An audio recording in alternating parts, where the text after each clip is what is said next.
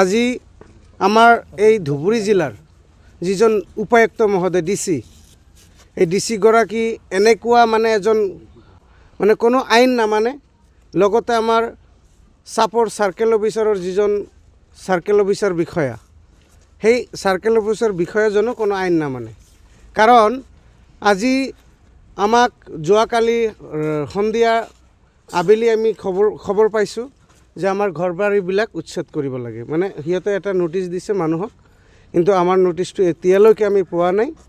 কিন্তু মই মানুহৰ মুখত শুনিছোঁ যে আজি 6 তাৰিখ আজিৰ ভিতৰতে আমি যদি মানে ৰাতিপুৱা 7 বজাৰ আগত যদি আমি খালী নকৰোঁ তেনেহ'লে আমাৰ ঘৰ বাৰী একেবাৰে ভাঙি চুৰমাৰ কৰি দিব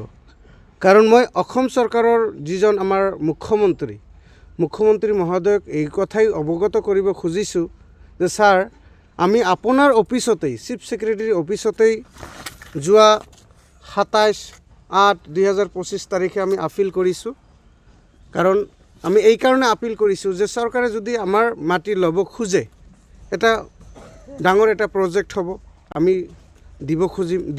দিবলৈ আমি ইচ্ছুক কিন্তু মাটি ল'বলৈ হ'লে আইনী প্ৰক্ৰিয়াটো ফলো কৰি ল'ব লাগিব কিন্তু এইখন চৰকাৰৰ যিজন ডিসি লগতে সাৰ্কেল অফিচাৰৰ বিষয়া এইবিলাক কোনো ধৰণৰ আইনী প্ৰক্ৰিয়া ফলো নকৰে আমি এটাই কথা কৈছোঁ যে আপোনালোকে যদি আমাৰ মাটি ল'ব লাগে তেনেহ'লে আইনী প্ৰক্ৰিয়া ফলো কৰি ল'ব লাগিব কিন্তু সিহঁতে কোনো ধৰণৰ আইনী প্ৰক্ৰিয়া ফলো কৰা নাই লগতে আমাক ভয় ভাবুকি প্ৰতিদিনে দিনে দি আছে আৰু কৈছে যে আজি ৰাতিৰ ভিতৰত মই যোৱাকালি শুনিছোঁ আবেলি যে নোটিছ মানুহে দিছে কিন্তু আমাৰ নোটিছটো এতিয়ালৈকে মই পোৱা নাই কিন্তু সিহঁতে আমাক ভাবুকি দিছে এই ৰাতিৰ ভিতৰত যদি খালী নকৰা তেনেহ'লে তোমালোকৰ ঘৰ দুৱাৰ ভাঙি চুৰমাৰ কৰি দিয়া হ'ব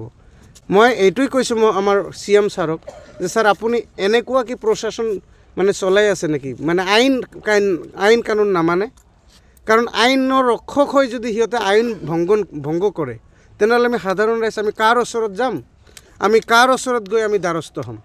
আইনে যদি আইনৰ ৰক্ষক হৈ যদি আইন নামানে ডিসি মহোদয় লগতে আমাৰ সাৰ্কেল অফিচাৰ ছাৰ আমাৰ CDC মেমৰ তাতেও আমি দিছোঁ সিদিনা যোৱা 26/12/2025 তাৰিখতো আমি এটা মানে মেমৰেণ্ডাম দিছোঁ যে আমাৰ চিফ সেক্ৰেটাৰী অফিচত হিয়াৰিং চলি আছে হিয়াৰিং চলা অৱস্থাত আপোনালোকে কোনো ধৰণৰ আমাক উচ্ছেদ কৰিব নোৱাৰিব পাট্টা হোল্ডাৰ হৈ যদি আমাৰ লগত এনেকুৱা হাৰাশাস্তি কৰে এইখন চৰকাৰৰ ডিসি আৰু সাৰ্কেল অফিচাৰে আমাক কোনো ধৰণৰ ক্ষতিপূৰণ এতিয়ালৈকে দিয়া নাই যেহেতু আমাৰ আপিল কেছ চলি আছে আপিল কেছৰ সিদ্ধান্ত হোৱাৰ পিছত